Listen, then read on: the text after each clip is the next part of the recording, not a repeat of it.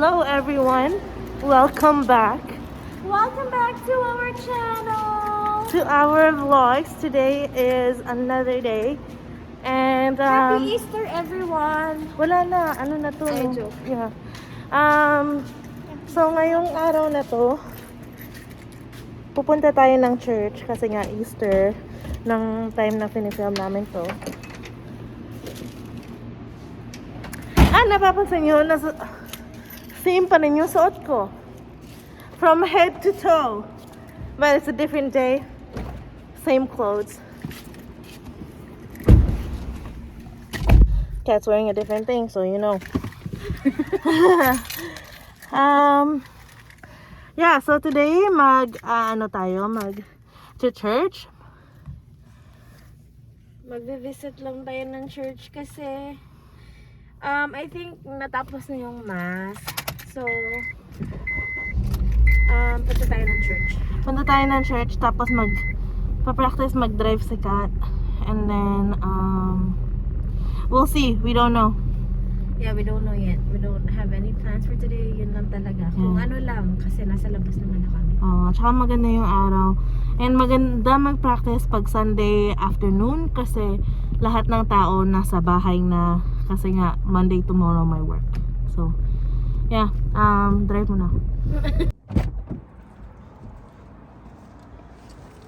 May bago silang sabi may pera padala na daw sila. Sabi ko, oo nga, na-notice ko. So may RIA na pala sila. Pumili kami ng fresh pandesal. Yes, 1 dosena. Buti naman naabutan pa namin. Pero sabi nila madami daw talaga silang ginawa ngayon kasi nga Easter Sunday. ewan ko, pero wala silang sinabi. Sabi lang nila madami kaming ginawa ngayon, ate. Magkano yun? 4 something. Teka nga, ha? Ito na. Pinayaran ko 480 1 dosena. 480 na. Nagmahal na sila. Yeah. Ayan, 1 dosena na fresh Pandesal sa for St. Mary. 480. St. Mary's. Oh. Aling Aling Mary's. Mary's sila. Ginawang santa. Sa Aling Mary's. At saka, ang fun nila sa loob kasi meron silang pa-game ngayon. Kasi nga Easter. Huh? Sabi, merong mga egg dyan kahit saan. Tapos may... may egg hunt. Oo. Tapos meron daw silang palon. Hindi ko alam kung anong premyo. Pero sabi ko, sige po, next time. Next year na Easter. Yeah. Masarap to, guys. Masarap yung pandesal nila. And in fairness, Init pa ba? Oo, init pa. Nice. In fairness, pag inaano namin siya, kinakain namin siya ni Kim, akala namin sobrang marami, pero sapat lang pala talaga siya sa amin. So ngayon, hanap tayo ng kape para kain tayo ng pandesal. Pandesal! Ay, can you buy yung cheese whiz? Wala silang cheese whiz. Ano lang Yung yung pimiento? pimiento? Oo. Sige, tignan ko. Ay, ikaw naman. Mm-hmm. Nahiya ako kasi sabi ko next time na lang. Tapos, bubalik pala ako. Sige. Ito yung store. Pinoy Corner Store na ang pangalan niya, hindi na Aling Mary's. Pinoy Corner na ang pangalan, hindi na Aling Mary's. Bakit kaya? Yeah. Anyways, pumunta ako, 'di ba, para maghanap ng cheese whiz. Sa loob. wala silang cheese whiz na pimiento yung gusto ko. Pero sabi ni ate, meron daw siya sa bahay. Thank you, ate. Sige, magdadrive na kami. Okay, so pumunta ako ng, ang ingay dito, ano ba yan? Pumunta ako ng Filipino supermarket dito sa my freezer, tapos bumili lang ako ng cheese whiz na hinahanap ko. Tapos nakakita ako ng malunggay. Kaya magtitinola kami. So guys, nag-stop kami dito ngayon sa may freezer sa tapat ng Otaho. May nakita kami ditong coffee shop, so gusto namin i-try. Actually, hindi ko alam kung na-try na to ni Kim, pero first time ko siya. So papasok tayo doon. Yung pangalan ng coffee shop na yun ay Prado. So let's go inside. Dito siya sa 26. And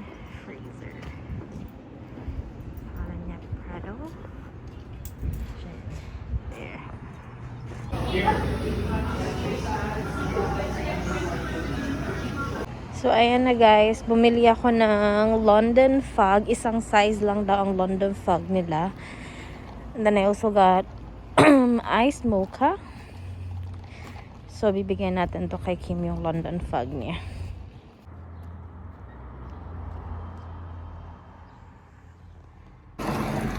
So, hello. Ano hello? Hello, yeah.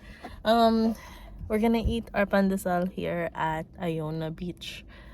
I don't know if if I have allergies, but like my nose is so stuffed.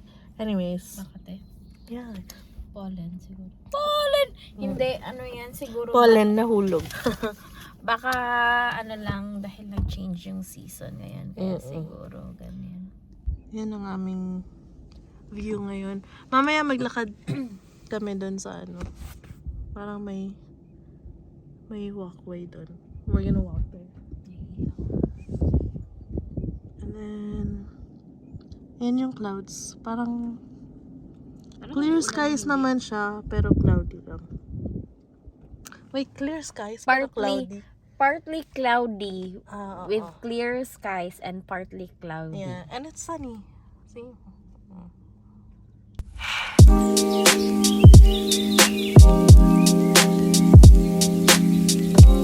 Mag-walk kami ni Kat dito sa Iona Beach.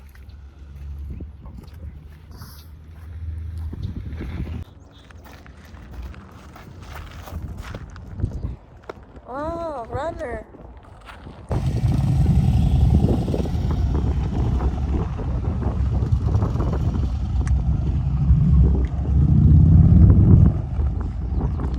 Ayun pala yung ano, yung walkway. Ayun o. Eh, tingnan mo maglalanding. Ah, yung ano plane.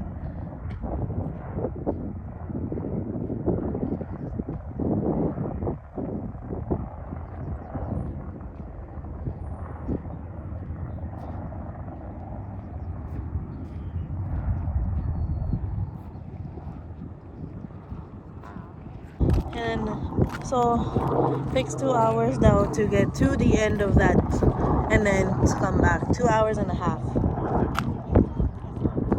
Gusto mo ba lakarin lahat? Hindi, siguro halfway lang tayo kasi malamig din.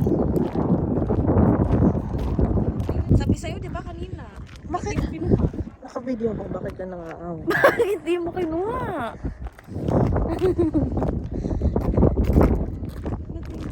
Layo nito. 2 hours na. Oo. Pero wala kang makikita. Yun yung gusto ko na walk. Yung parang diretso lang, no? Oo. Yung mga ano? Mga bubuyog. Hindi kasi kakagatin ka nila. Tapos mamamatay sila. Papasok sila sa tenga.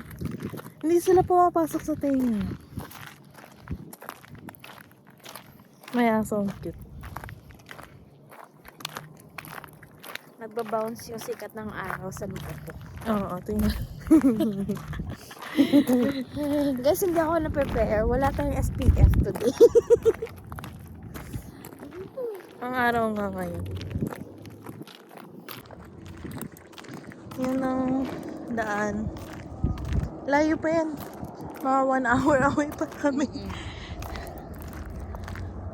Feeling ko hindi namin tatapusin to kasi mauubusan kami ng araw. Tapos dito sa side na to, ano, mga logs. Tapos yun. Sa ano nga pala to? Sa Richmond? Richmond. Sa malapit sa ano, sa outlet. Pangalan dito? Iona Beach Park. Yeah. Maganda yung kulay pag maaraw. Blue and green and brown. Very earth colors. Yeah. Maraming nagja-jogging dito. Katulad ni Kat. Bakit ako magdadrive?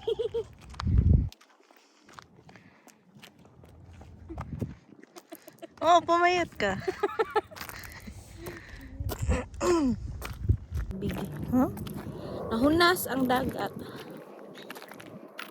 low tide. Ah. Low tide din nata ito.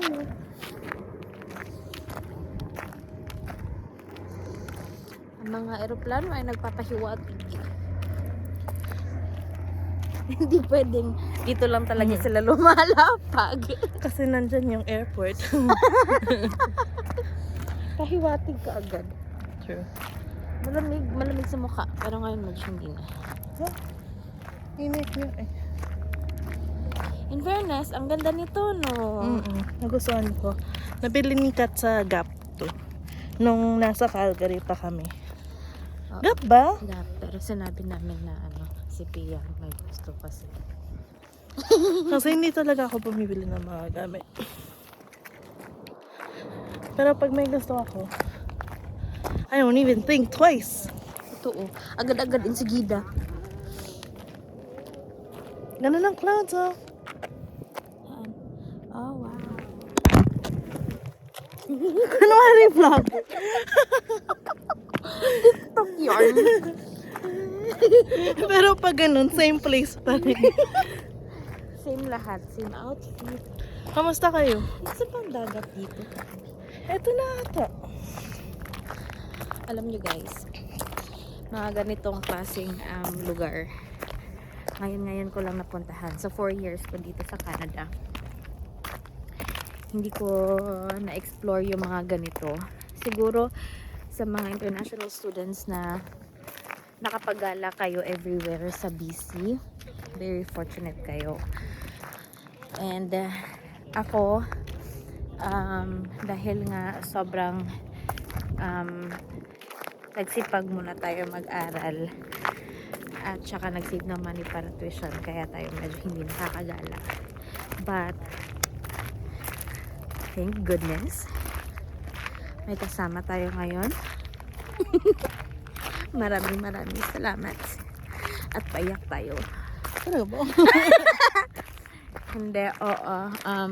Yung mga uy, ano ba yan? Yung mga international students dito na hindi masyado nahirapan. Siguro nahirapan kayo emotionally, mentally, but financially, yung mga iba na may support naman galing sa Philippines, very fortunate kayo. So, eto mga gala namin ni Kim,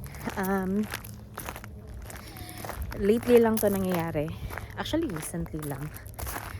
Kasi nga, dahil may time na tayo, may enough budget na tayo para makapagala. So, dito sa Iona Beach. Iona Beach? Iona Beach. Hey, Ayoko Beach. na. Hey, Beach. So, first time ko dito. Kaya, ang ganda niya. Ano naman?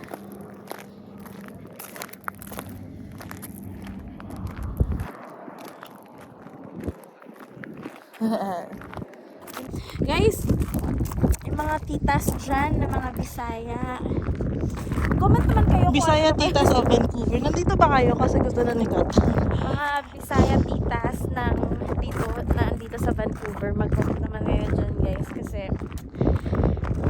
iba din ang mga titas na Bisaya eh.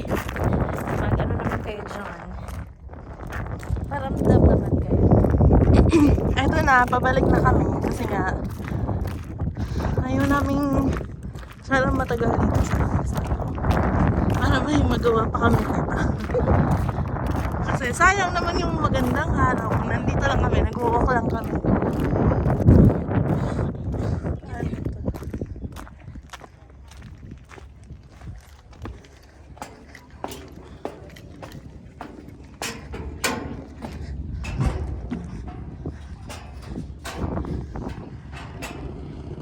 Naiihi ako. Halika na. Sige, tara.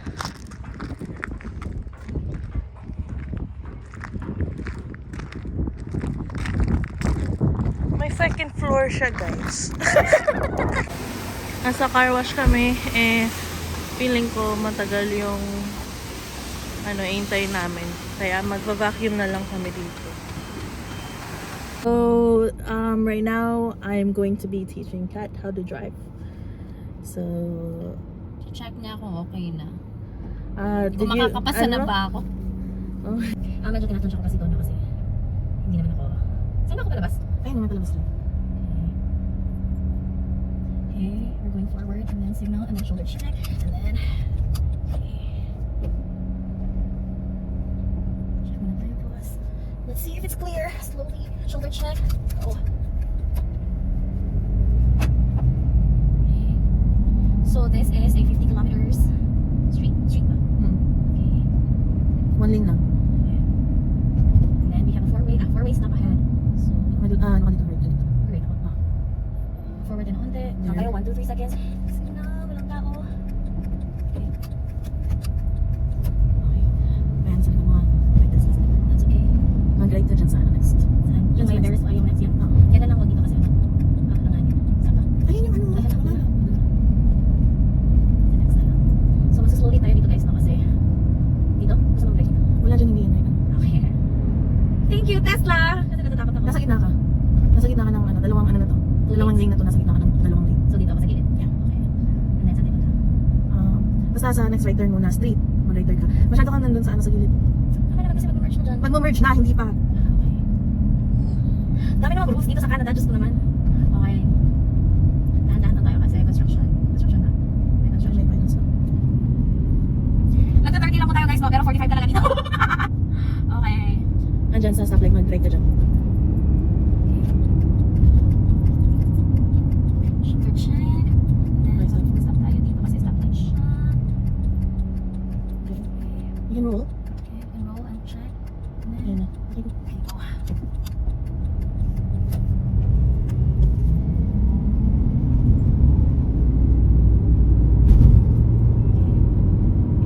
Dahan-dahan lang tayo kasi 45. alam mo, ito yung problema ko talaga yung speed. Hindi ko matansya talaga kasi my God naman. Yung yan, 27 mo na. I know. Basta i-keep mo siya ng ano, 35 for now. Or 40. Okay. Just to practice your speed. 40. Tapos ano ba yung pangalan nito yung Pag if you're finding that you're more than 40, like 42, you don't have to brake. Just let go of the gas. Oo, kaso yun nga parang hindi ko siya matansya talaga. Now you're at 34. Keep it at 40. One way na pala, one way. There's 2 lanes here. So dapat dito ako. Pero may construction siya. You see that line? Mhm. Just use that as a guide. This line right here. Yung gitna. No, that's supposed to be your side. Ito, dito. No, this is 2 lanes. You see there's like a faint line? Use that. So go on this side, yeah. Right there. Okay, now turn right again. Kasi parang may stop siya. So for a little bit. Okay. Okay, this is two lanes. So go on this lane.